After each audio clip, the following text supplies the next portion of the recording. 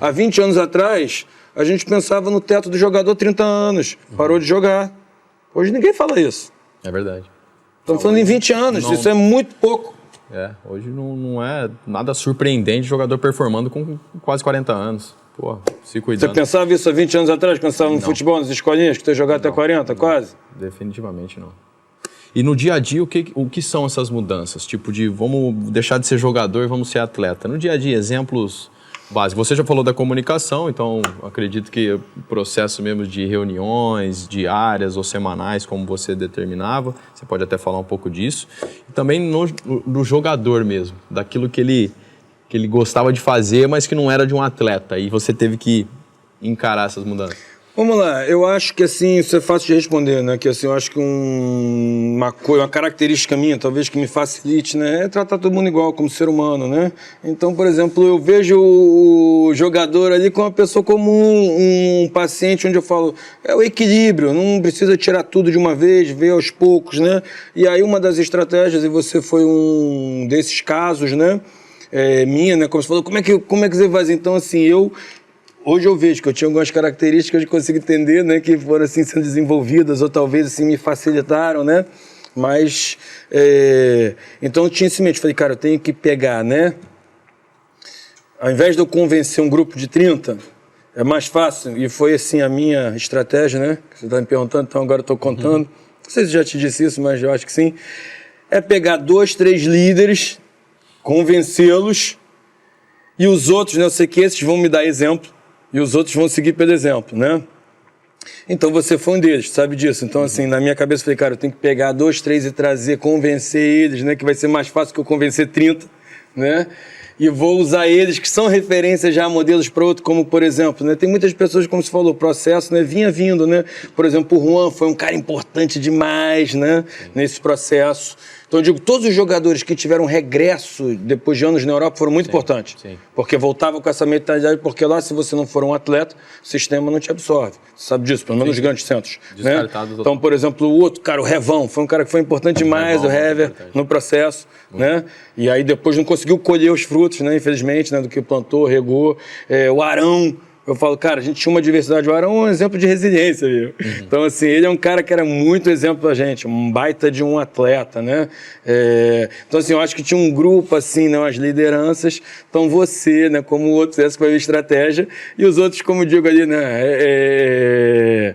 Passa o boi, passa a boiada, né? Que tá na moda, né? Mas que eu digo, vai lá e segue ali o exemplo, né? Que vê que é o cara que tá no auge, que, tipo, bem sucedido, né? Que é um atleta, você vai falar, cara, quero ser igual. Então assim, eu falei, pô, eu tenho que convencer o quê? Quem é referência para mim, nisso, no que eu acredito que seja, porque ele vai ser referência para os outros também, vai ser a minha referência, meu modelo de sucesso.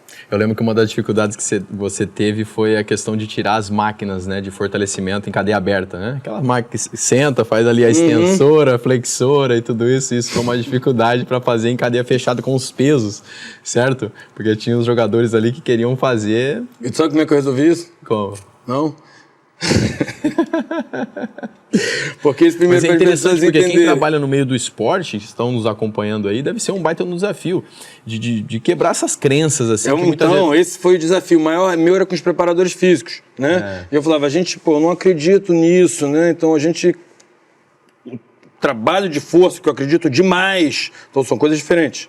Acredito demais no trabalho de força. Você não consegue exercer força na máquina de academia. Isso que é o errado que as pessoas confundem, né? Eu falei, cara, tem que ser em pró, né, do que ele faz no campo. Pô, você sentar numa extensora, eu estou isolando, né, o meu quadril, o meu quadríceps, o bíceps não está trabalhando, sem ali atrito aqui, sem o pé...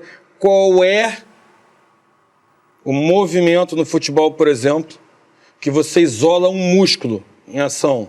A primeira vez que eu ouvi isso, e confesso, foi depois dos meus 30 anos, me convenceu. A primeira explicação que me deram em relação a isso me convenceu. Eu falei, a partir de agora, foi.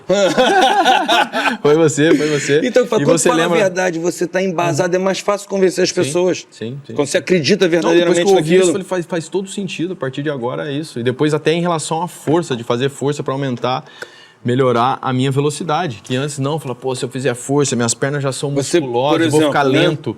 Nada você, disso. Por exemplo, né, que foi um grande exemplo, vou até relembrar um caso que você vai relembrar muito bem, não quero eu lembrar muito, né, para não ter problemas, mas você que era um exemplo de que eu queria fornecer tudo no clube, né, tipo, tentar individualizar ao máximo, né, o trabalho, mesmo sendo um esporte coletivo, sabendo que tem várias limitações e dificuldades. Em certo momento você me pediu, né, uma ajuda, né, uma indicação de profissional para fazer uma fisioterapia preventiva. Sim. E eu falei, Diego, o que você está me falando que você precisa não é de um fisioterapeuta.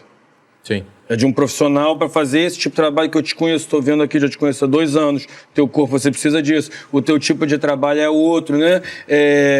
E aí depois tu começou a fazer esse trabalho, né, muito bem realizado, né, até hoje, e eu que te pergunto, fez diferença para você? Total. Você depois disso, né, que foi difícil eu te convencer que você queria um fisioterapeuta? Eu falei, Diego, confia no que eu estou falando. Sim, eu sei que você hoje confia, né? Porque são ali muito amigos. Eu falei, confia no que eu estou falando, eu sei o que você necessita. Mas tem essa questão, né, da amizade e depois da competência mesmo, óbvio, né? De você, né, falar e dar o resultado naquilo. Então, como eu falei, cara, confia no que eu estou falando, que você está me pedindo uma coisa, eu estou te entregando outra, né? Mas confia em mim, porque assim, eu já entendi o que você precisa, não é o que você está tentando me dizer. Mas isso é muito importante, o jogador ter também essa coragem de fazer algo diferente. Porque vem depois de uma sequência, se eu fiz isso a minha carreira toda, mas pode ser que o que você fez até hoje funcionou até agora. A partir desse momento você tem que mudar. E eu cheguei aqui com 31 anos no Rio de Janeiro para jogar no Flamengo e eu lembro a primeira reunião que nós tivemos lá no Windsor.